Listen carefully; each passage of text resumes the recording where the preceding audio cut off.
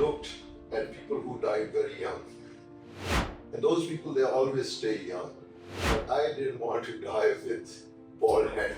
Looking at the conditions of the country right now, everybody is trying to move out. How do you see this situation? The situation is sad. Nawaz, what about Iran? That we call it, there is a terminology called whataboutism. Trump being one of the main reasons we are facing this kind of situation. This country needs to curb the population. Hello everyone, I'm Dr. Salman from my Islamabad clinic today, and I have a very special guest today. I enjoyed the hair transplant. I loved the company. We talked so much. We talked about a lot of different things back in US, here, and I learned a lot. Let me introduce our patient for hair transplant. Sir, I would like you to tell us something about yourself first, so that the audience would know you, and then we'll proceed further. Well, as far as I'm concerned, I'm originally belong to Faisalabad, born there, but my life, most of my life I spent outside. In fact, I'm not a graduate of any Pakistani university. I'm a graduate from Cairo University. My father being in the United Nations, so we traveled a lot. So I was trained first in England as an orthopedic surgeon. I came here to stay here with my parents, but unfortunately I had to leave. I couldn't fit in. So I moved. I always had immigration in USA, so I went to USA. So I have been working there for last almost 35 years as an orthopedic surgeon. Mashallah. So during the course of getting old, you start losing few things, and hair being one of those things. My father had more hair when he passed away in 90 plus years. And he always used to rub my head and they said, do something about it. So, but I kind of used to delay Katara until I started thinking of seriously. You will find it very strange that I always looked at people who died very young. You see? And those people, they always stay young with full head of hair. So it might be a little weird for you or people who are listening, but I didn't want to die with bald head. So You have a long, healthy life with long hair. So I saw your video. I was exploring different options, getting it done in USA, but I, being very busy surgeon there, I could hardly find time. So then I started looking that I will take time off, go to Istanbul, because Istanbul, as you know, has become the world center for hair transplant. So when I started looking at those options, I found out that there are this kind of surgeries done, and strangely so that in Peshawar. Yes. So your name came when I was Googling, and then I think you were giving an interview with somebody, and I was really impressed. And I think you're a special person, I would say. No, this is not something I think you have an aura around, but you talk, I found you knowledgeable. I think the best thing which attracted me to you was there was no business part of your explanation to the gentleman who was consulting with you. And for me, that's a big thing. I've been trained in UK. UK training is a little bit different. It's the patient first, the business is later on. So, and I think that was the part which attracted me to you the most. And then we did talk.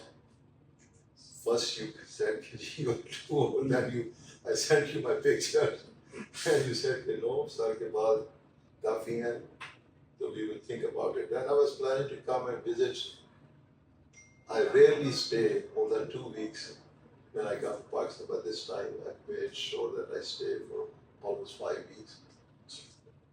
But you're much younger than me, and I think I can call you Salman, Yes. Dr. Salman. And my experience here, I think you have a wonderful team here. They know what they're doing, and it was the least painful. In fact, honestly speaking, I did not take any pain medication. So let's hope that the end result is what we have strived to achieve. Inshallah. So you have had such a long experience as an orthopedic surgeon in US.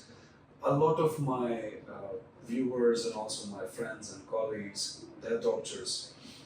Is there any advice that you would like to give to the younger generation now, especially looking at the conditions of the country right now? Everybody is trying to move out. How do you see this situation? The situation is sad. Let's be frank. I think there is a lot of polarization. I think the thing which we lack most is tolerance. We have to learn how to respect other person's opinion, and rather than getting into an argument, we have a saying. I mean, this is not only here in Pakistan. This same thing exists in USA also, because there is a very much polarized society in USA currently because of the political situation. Trump being one of the main reasons we are facing this kind of situation in USA. You would be surprised that Trump has not recognized the previous election. Yes. In 2020, he said that this election was stolen from him. He never. And the beauty of USA was that there was transition of power from one person to another. George Washington himself stepped down after 2 terms that I don't want to be president anymore, let somebody else come. That was the first time that head of a state or a king, he gave up the power and let somebody else. And that was the turning point. That's what the American dream was, which essentially was destroyed by Trump. And I think what is needed most is that we have to listen. And when we have to listen, we should not, when we are trying to explain something, the tendency is that we said, all right, if he's not doing, what about Nawaz Sharif? What about Imran? That we call it, there is a terminology called what about it? We should get rid of that.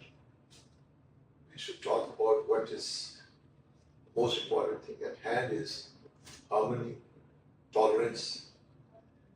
And I think this country needs to curb the population. This country needs, we have one of the most youngest population in the world, but there's not much hope. We have to start thinking how this new generation is going to cope with the, what about the jobs? Yes. How they are going to feed their families. And if I give you statistics, I love statistics. When East Pakistan separated from us, the West Pakistan, which is current, we had only 58 million people. It's 1971. Now we are 255 times more. Yes. Bangladesh, whereas had 73 million people, but they are less than us. So we have to think about it. On a daily basis, WHO report that there are 18,000 children born in this country. There are only 4,000 deaths. That will be a 14,000 plus every day. Yes. Our population is increasing 14,000 every day. So And unfortunate, this country has so much potential. Young people like you, you're excellent in what you do. So we need more of you. Thank you, sir. Thank you, sir. It was such a pleasure. The whole procedure, the discussions I had with you, I learned so much.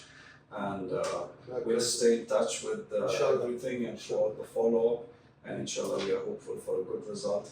And we'll share the results. And hope for the country. Yes, inshallah. Inshallah. We have a lot of potential, believe me. We can do anything. Yes, inshallah. Thank you very much, sir. Thank you very much.